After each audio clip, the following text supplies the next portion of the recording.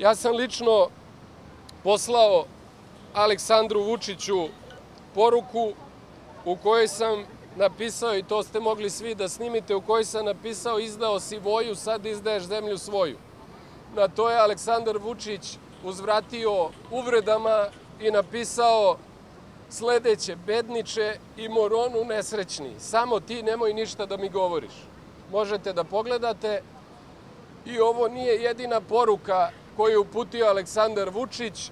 On je pozvao i predsednika okružnog odbora Srpske radikalne stranke u Ljigu, gospodina Zorana Popovića, psovao ga, pretio mu da će biti uhapšen, da ne ponavljam sad koje sve psovke, dakle, psovao mu majku, psovao se, različite druge psovke izgovorio i rekao da će biti uhapšen zbog toga što mu je na kulturan i civilizovan način poslao SMS poruku i rekao šta misli o izdaji nacionalnih interesa Srbije.